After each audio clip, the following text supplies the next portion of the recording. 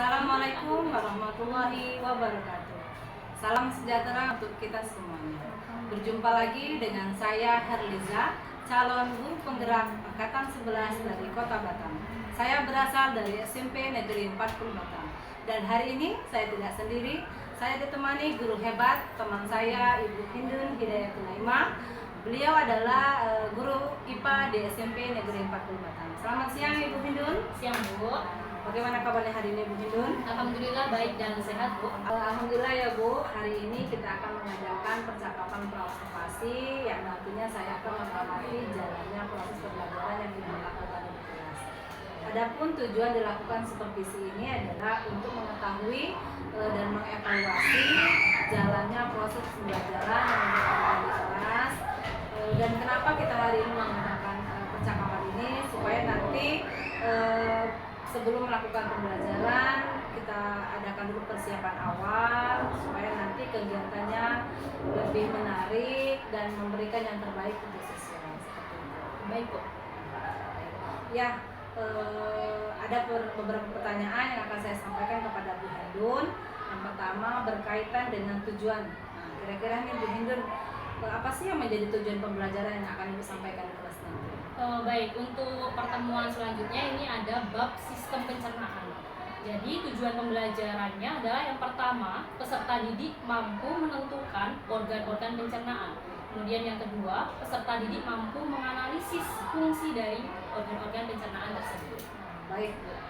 Selanjutnya nih Bu, bagaimana dengan area pengembangan? Apa sih yang akan Ibu kembangkan dan yang Ibu capai dari kegiatan pembelajaran di kelas nanti? Baik, untuk area pengembangan yang saya pilih adalah kenyamanan siswa di kelas. Dengan cara misalnya mengingatkan kembali kesepakatan kelas di mata pelajaran IPA. Kemudian untuk pembelajarannya saya akan melakukan pembelajaran berdiferensiasi berdasarkan kemampuan belajar. Kemudian saya juga akan memilih tutor sebaya berdasarkan diagnosis awal, serta saya akan mempertimbangkan aspek penggunaan komunikasi positif agar siswa menyampaikan secara baik dan sopan. Sudah sangat bagus ya Bu Hindun ya.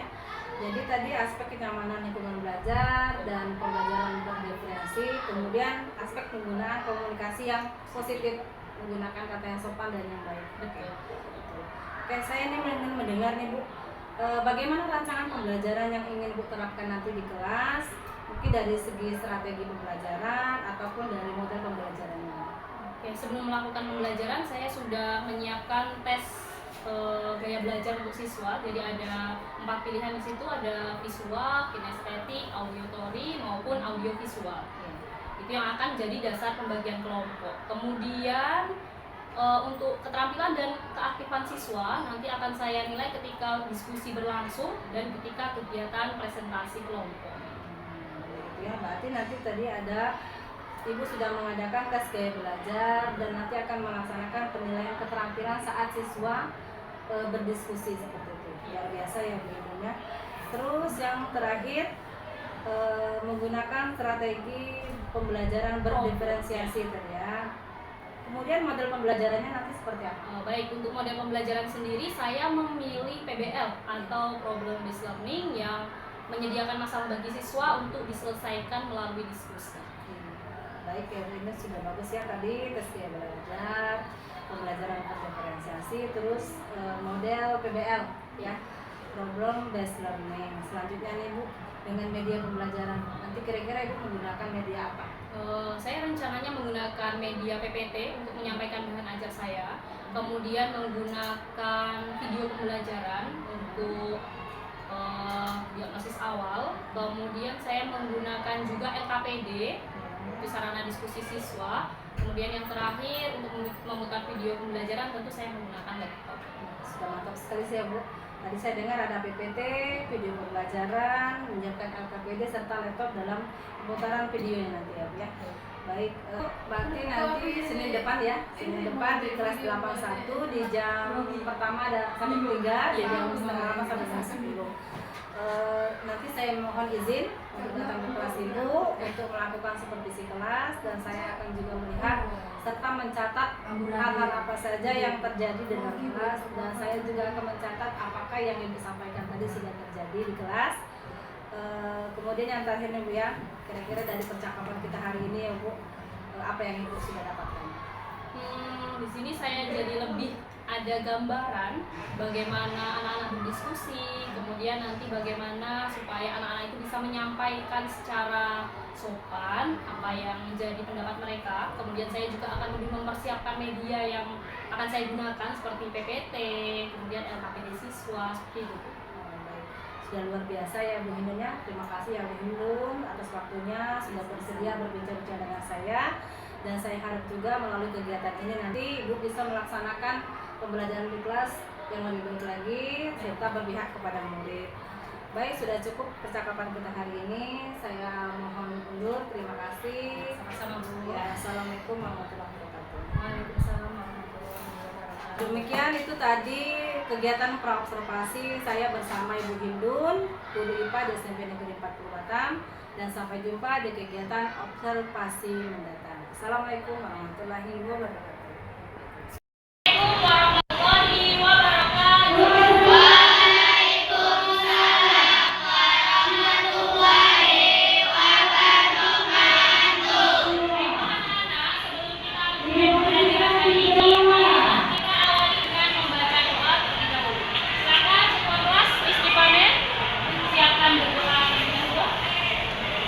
Duduk rapi. Doa dimulai.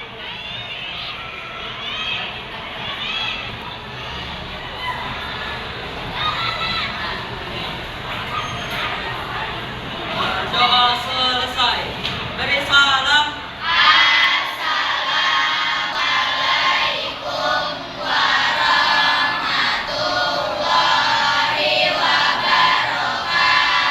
Waalaikumsalam warahmatullahi wabarakatuh. Apa kabar anak-anak hari ini? Oke.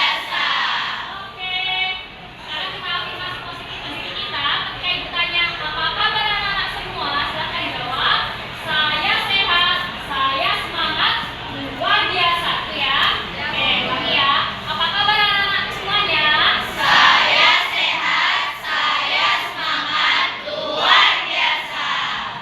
di sini berarti sehat semua. Kemudian sekretaris kelas, adakah yang tidak berangkat hari ini? Siapa? Tidak. Kenapa tidak ya? Sakit. Kita doakan semoga tidak segera sembuh supaya kita bisa bergabung belajar bersama. Oke, sebelum memulai pembelajaran hari ini, Ibu mau menanyakan kesepakatan kelas di mata pelajaran IPA kelas 81. Yang pertama, siapa yang masih ingat? Menjaga kebersihan kelas. Coba sekarang dicek lantai, kemudian laci bersih. Berarti kesepakatan kelas yang pertama sudah kalian bisa. Kesepakatan kelas yang kedua, siapa yang masih ingat? Menjaga ketenangan di kelas. Jadi ketika ada yang menjelaskan di depan, guru menjelaskan, teman-teman presentasi, kalian harus tenang. Kesepakatan kelas yang ketiga, ya Ezi, mengangkat tangan saat bertanya. Mengangkat tangan saat bertanya. Jadi dimanapun waktunya, di kelas juga kalau kalian mau bertanya, angkat tangan dulu, guru persilahkan, kemudian baru bertanya. Kesepakatan yang terakhir dan paling penting adalah menghormati guru. Pada yang lebih tua harus menghormati, menghargai kawan, seumuran atau yang lebih kecil harus dihargai. Oke. Kenapa Najwa? Ini boleh ya, kalau kelompok audio mau lihat peta konsepnya, boleh juga ya. Untuk tahu fungsi dari masing-masing organ pencernaan. Masih proses ya. Dari peta konsepnya, ada yang masih kurang jelas atau?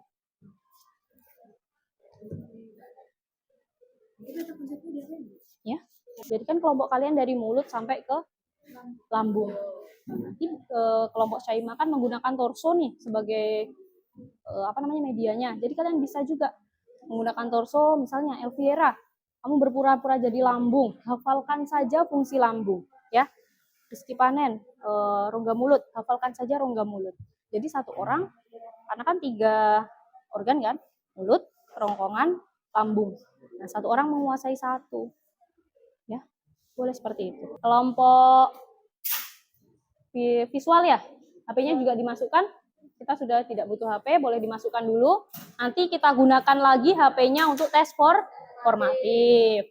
Di sini kalian mau menggunakan torso apa? Usus besar, usus halus, rektum sama anus. Oke, berarti kalian nanti presentasi menggunakan langsung torsonya, ditunjukkan ke kawan-kawan.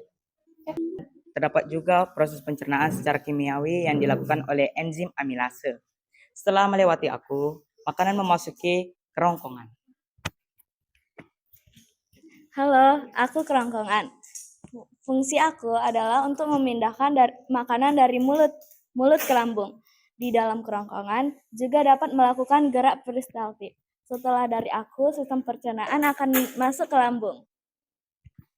Hai, aku Elviera. Aku di sini memerankan sebagai lambung. Lambung berfungsi untuk mengolah, menaruh makanan, dan juga air. Serta menghasilkan enzim pepsin, renin, serta HCl atau asam klorida yang berfungsi untuk menyingkirkan zat-zat berbahaya bagi tubuh. Sekian presentasi dari kami. Terima kasih sudah mendengarkan. Apakah ada pertanyaan? Boleh bertanya. HCl itu asam klorida yang berfungsi untuk menyingkirkan bakteri-bakteri jahat yang berbahaya bagi tubuh. Terima kasih. Oke, terima kasih kelompok mulut sampai ke lambung. Kita mulai.